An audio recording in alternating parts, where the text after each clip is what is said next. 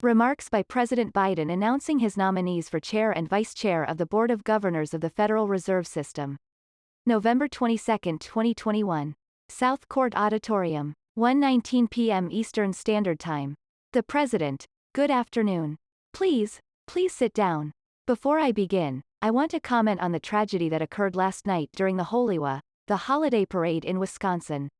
While we don't have all the facts and details yet, we know, this morning, that 5 families in Waukesha are facing fresh grief of a life without a loved one. At least 40 Americans are suffering from injuries, some of them in critical condition, and an entire community is struggling to cope with a horrific act of violence. Last night, the people of Waukesha were gathered to celebrate the start of a season of hope and togetherness and Thanksgiving. This morning, Jill and I and the entire Biden family, and, I'm sure, all of us, pray that that same spirit is going to embrace and lift up all the victims of this tragedy, bringing comfort to those recovering from their injuries and wrapping the families of those who died in the support of their community. We're all grateful for the extraordinary work of the first responders, from law enforcement to the emergency room doctors, who are working around the clock to deal with the terrible consequences of what happened last night. My administration is monitoring the situation very closely, but now, let me turn to today's announcement.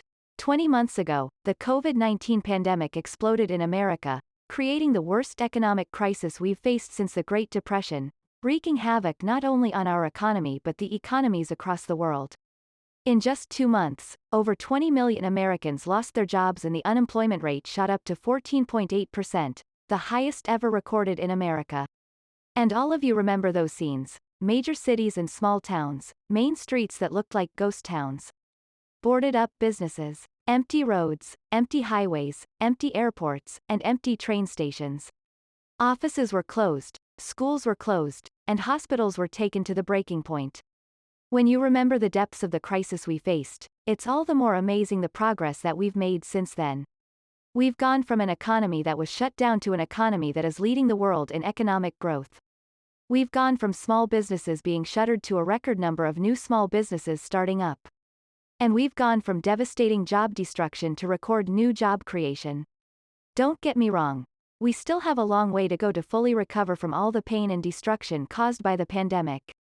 And we're still dealing with the difficult challenges and complications caused by COVID-19 that are driving up costs for American families.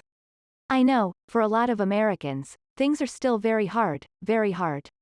But if we look at the facts, all the facts, you can only come to one conclusion. We have made enormous progress in this country. First and foremost, our economy is creating jobs, lots of jobs. In fact, we've seen a record new job growth in America this year, 5.6 million jobs just since I was sworn in on January the 20th. More jobs created at this point in a new presidency than ever before in American history. We have seen a dramatic drop in the unemployment rate, from a high of 14.8% in April 2020, to 4.6% today. Earlier this year, independent experts were predicting it would take until the end of 2023 to see unemployment that low. Our economy is creating new businesses, lots of new businesses. In fact, Americans are starting small businesses at a record rate, up 30% compared to before the pandemic. Economists will tell you that an increase in new businesses is one of the best signs of an economy that is becoming more innovative and more dynamic. And that's because small businesses aren't just the heart and soul of America, they're not just the bedrock of so many communities across this country. America's small businesses are the primary job creators, innovators, and drivers that power our economic progress.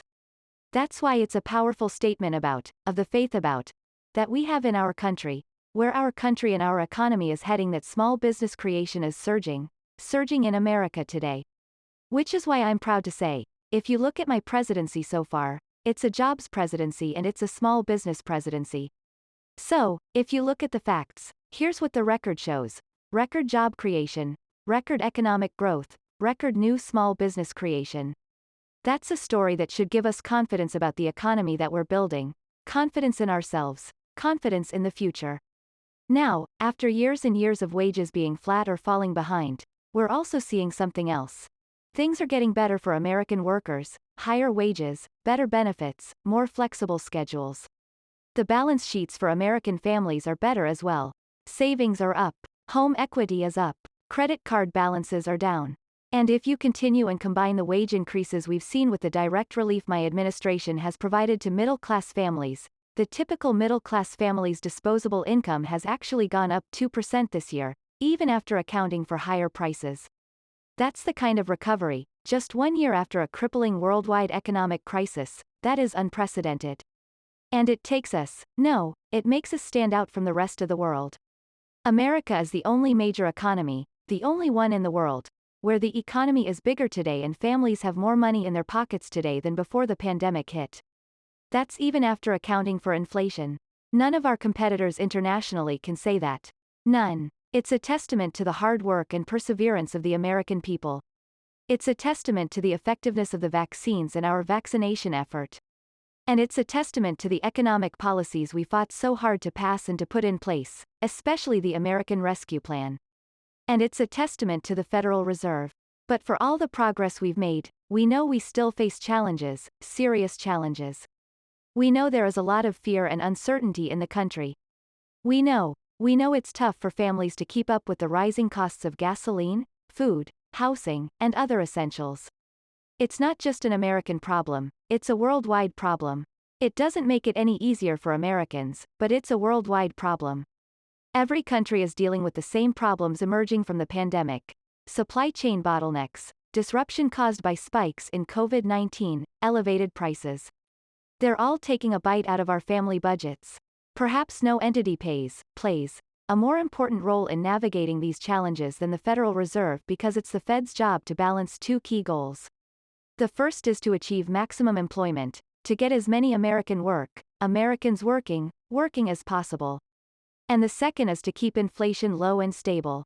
To meet these goals is going to require patience, skill, and independence.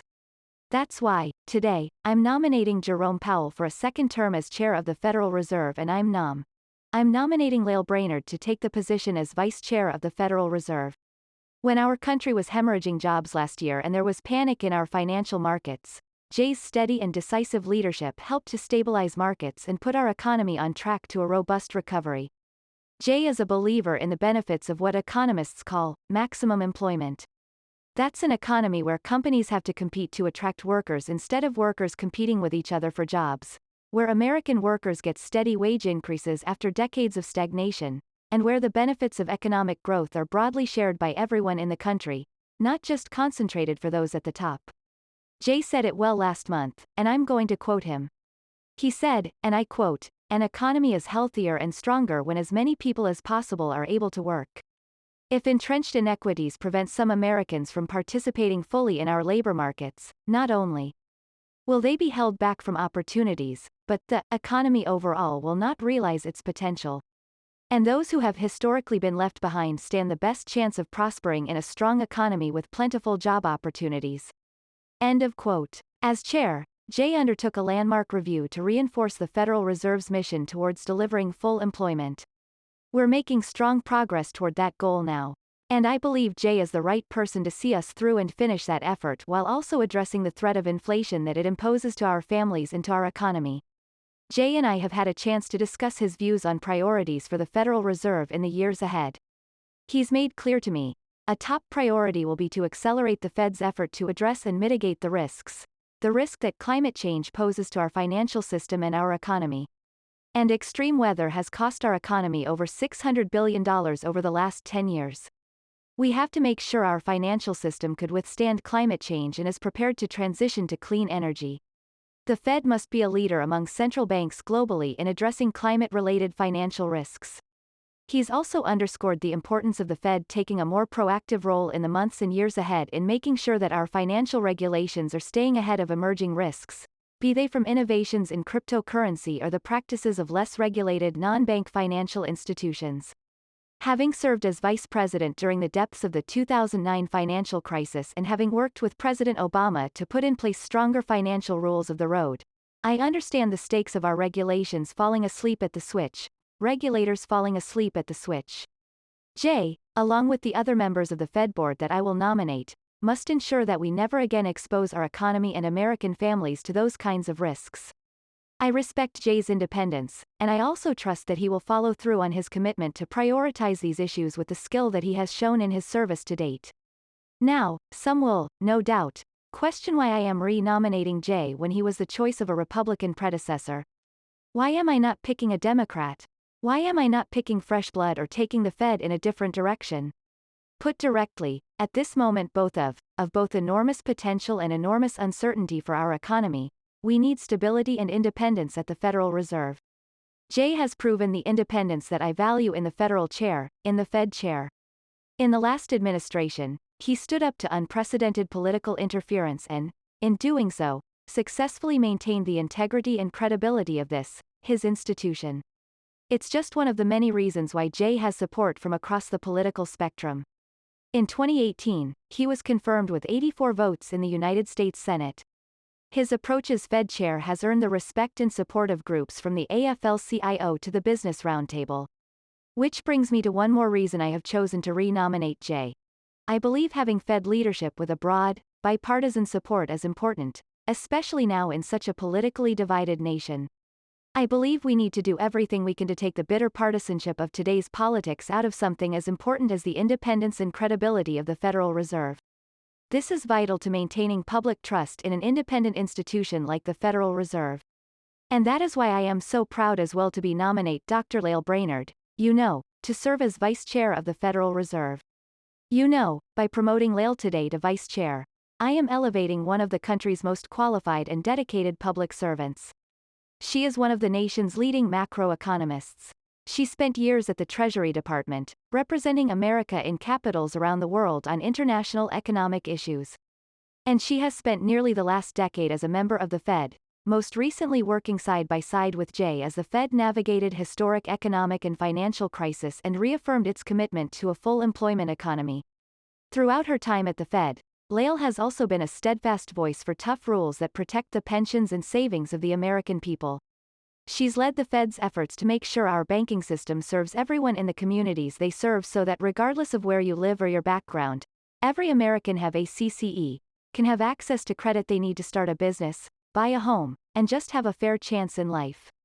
She's done pioneering work on how the Fed should account for the emerging risk of climate change to our financial system.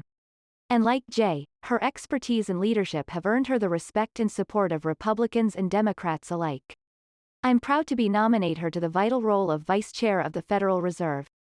Beyond Jay and Lael, I look forward in the coming weeks to nominating additional members of the Federal Reserve Board of Governors, including a new Vice Chair for supervision.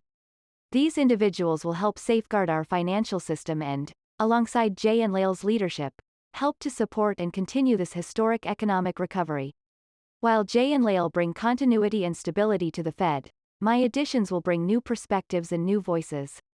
I also pledge that my additions will bring new diversity to the Fed, which is much needed and long overdue, in my view. Last year, the pandemic shut down much of the global economy. Now there is a worldwide reawakening, and it's creating both an incredible opportunities and tough challenges. As economies all across the world come back from this pandemic, America is leading the way. Like every country in the world, we have to deal with these issues of rising costs.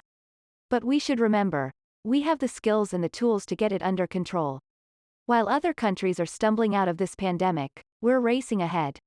Because so much of the rest of our economy is doing well, because we have created so many new jobs as fast as we have, we're in a position to attack inflation from a position of strength, not weakness. In times like these, we need steady, tested, principled leadership at the Fed. We need people with sound judgment and proven courage to preserve the independence of the Fed. And we need people of character and integrity who can be trusted to keep their focus on the right long-term goals of our country, for our country. And I'm confident Jay and Lael are those people. Now I'd like to give both Jay and Lael an opportunity to say a few words. And we're going to start with Jay, and then I'm going to turn it to Lael. Jay, the floor is yours. You're over on this side. Chair Powell. Mr. President, thank you for this extraordinary opportunity to continue to serve the American people. If confirmed by the Senate, I pledge to do everything within my power to meet the responsibilities that Congress has entrusted to the Federal Reserve. I'm joined today by my wife, Alyssa Leonard, and our 3 adult children, Susie, Lucy, and Sam's wife, Alyssa. Their love and support underpin and make possible all that I do. I'm also grateful to the exceptionally talented and dedicated team at the Federal Reserve, with whom it has been my great privilege to serve over the last decade. My predecessor, Secretary Janet Yellen, left the Fed in a strong position to meet every challenge. And I'm thankful for her leadership, her example, and her friendship. When COVID hit our shores, American families and businesses were 10 years into historic economic expansion with a robust jobs market that was reaching even those who had traditionally been left out. The pandemic, however, brought an immediate and painful recession. Fortunately, American resilience, along with strong policy actions and vaccines that enabled the economy's reopening, cushioned the blows and set the stage for a strong recovery. Today, the economy is expanding at its fastest pace in many years, carrying the promise of a return to maximum employment. Challenges and opportunities remain as always. The unprecedented reopening of the economy, along with the continuing effects of the pandemic, led to supply and demand imbalances, bottlenecks, and a burst of inflation. We know that high inflation takes a toll on families, especially those less able to meet the higher costs of essentials, like food, housing, and transportation. And we use our tools both to support the economy and a strong labor market, and to prevent higher inflation from becoming entrenched. Other key priorities include vigilantly guarding the resilience and stability of the financial system, addressing evolving risks from climate change and cyber attacks, and facilitating the modernization of the payment system while protecting consumers. I look forward very much to continuing to work closely with my colleague of the past 7 years, Lael Brainerd, as the Fed confronts these and other issues. Lael brings formidable talent, a wealth of experience, and good judgment to our work. Inside the Federal Reserve, we understand that our decisions matter for American families and communities. I strongly share that sense of mission, and I'm committed to making those decisions with objectivity and with integrity based on the best available evidence in the long-standing tradition of monetary policy independence. Mr. President, thank you again. The President, thank you. Now I'd like to give the floor to Dr. Brainerd. Dr. Brainerd. Mr. President, thank you. I'm deeply honored that you're entrusting me with this responsibility at a critical time. I'm committed to putting working Americans at the center of my work at the Federal Reserve. This means getting inflation down at a time when people are focused on their jobs and how far their paychecks will go. It means supporting a growing economy that includes everyone. It means ensuring that financial markets are thriving and resilient, and the economy is sustainable for future generations. It means serving all Americans in every community across the country and ensuring the Federal Reserve reflects the diversity of the communities we serve. I was privileged to work with Chair Powell as we made every effort to protect workers, businesses, and families from the COVID financial shock with the support of Congress. And I look forward to working with him in the months and years ahead to build a durable recovery. I also want to thank Secretary Yellen, with whom I've also been privileged to work. I'm grateful to the many people who supported my efforts. As a working mom, I'm especially grateful for the love and support of my 3 dynamic daughters, Kaylin, Sierra, and Coco, who took the afternoon off from school, my deeply devoted husband, Kurt, Aunt Vivian, my sisters, and my amazing mother, Joanne, who's here with me today. I'm confident that by working together, we will see a strong recovery for all Americans. Thank you. The President, thank you. Well, folks, that's it. I hope you have a happy Thanksgiving. And I thank the families of the 2 nominees for being willing to support their work and what they have to do. It's going to be long hours, as you already know, and long efforts, and I thank the families. Thank you all.